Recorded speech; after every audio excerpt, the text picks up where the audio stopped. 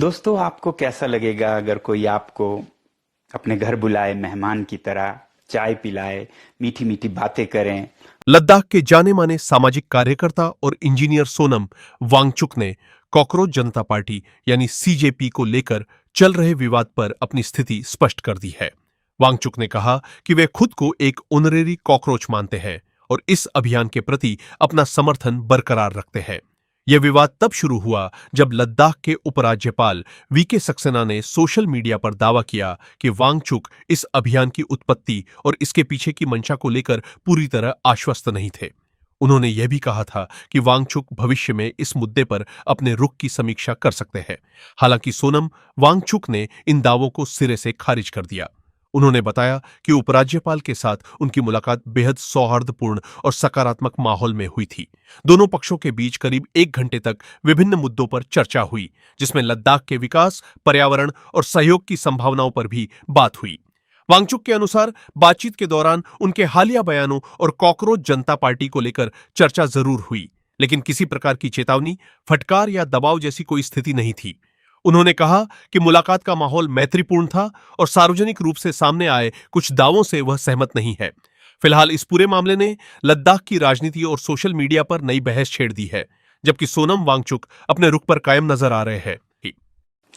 दोस्तों, आपको कैसा लगेगा अगर कोई आपको अपने घर बुलाए, मेहमान की तरह चाय पिलाए, मीठी मीठी बातें करें, अपने काम के बारे में बताएं और आपके काम के बारे में पूछें और मिलकर कोलैबोरेट करने की बारे में भी बात करें और बातों बातों में कुछ वक्तव्यों के, कुछ वाकयात के, कुछ चिंताओं के जिक्र भी करें और फिर जब खुशी हंसी में हाथ मिलाकर विदा हों, उसके 1 घंटे बाद आपको पता चले कि उस मेजबान ने अपने मेहमान के बारे में दुनिया को बताया ट्वीट करके कि इस मेहमान को मैंने कड़ी चेतावनी दी, वो ऐसे बयान ना करे, वो ऐसे वक्तव्य ना दें, बाज आए। बन जाएगा ना आपके ट्रस्ट और भरोसे का फलूदा। ऐसा ही कुछ हमारे साथ भी हुआ जब कल हमें लद्दाख के एलजी वीके सक्सेना जी ने अपने घर बुलाया, चाय पिलाया, मीठी मीठी बातें की, अपने बहुत ही अच्छे कामों के बारे में बताया, जिसमें कि पौधे उगाना, पेड़ लगाना, सरोवर बनाना, पानी का इंतजाम करना, इन सब के बारे में बताया और कोलैबोरेट करने की पेशकश की। और फिर बातों बातों में उन्होंने ये जिक्र भी किया कि आपने जो कॉकरोच जनता पार्टी के बारे में बयान दिया था, उससे हमें चिंता होती है, क्योंकि आप ऐसे शख्सियत बन गए हैं कि आपके हर बात अगले दिन अखबारों की सुर्खियां यानी कि हेडलाइंस बन जाती हैं। तो आप कृपया ऐसा न कहें तो बहुत अच्छी होगी, हमारे वातावरण अच्छा बनेगा। और मैंने उन्हें कहा कि देखिए, मैं इसे एक बहुत ही रचनात्मक क्रिएटिव एक्सप्रेशन मानता हूं युवा पीढ़ी का। सरकार को असुरक्षित या इनसिक्योर महसूस करने के बजाय उनकी बात सुननी चाहिए। और उसके बाद हमारी बातें इतने प्यार और मोहब्बत से हुई कि उन्होंने एक निमंत्रण भी दिया अगले दिन के एक फंक्शन के लिए।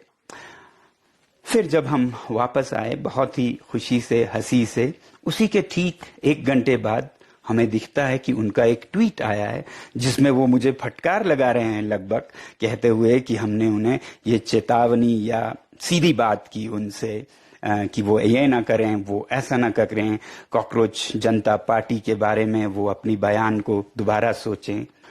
और जहां तक कॉकरोच जनता पार्टी के भारतीय होने या ना होने का सवाल है, तो मैं ये आप पर छोड़ता हूं, कॉकरोचों पर छोड़ता हूं, और खासकर कॉकरोच इन चीफ दीपके जी पर छोड़ता हूं कि आप मुझे कन्विंस करें, साबित करें कि कॉकरोच जनता पार्टी के सदस्य भारत से ही ज्यादा हैं। तो मैं आपका समर्थन वैसे ही करता रहूं जैसा पहले किया, क्योंकि अगर कुछ लोग कहते हैं 94% भारत से हैं, 6% बाहर से हैं। 94 तो क्या 70% भी अगर भारत से हो, बाकी 30% अमेरिका, यूरोप, नेपाल, बांग्लादेश, पाकिस्तान से हो, तो मैं ये कहूंगा कि कम से कम क्रिएटिव एक्सप्रेशंस एंड प्रोटेस्ट्स में कैंपेन्स में तो भारत विश्व गुरु बन गया है, क्योंकि भारत के इन आइडियाज के पीछे दुनिया अब चलने लगी है।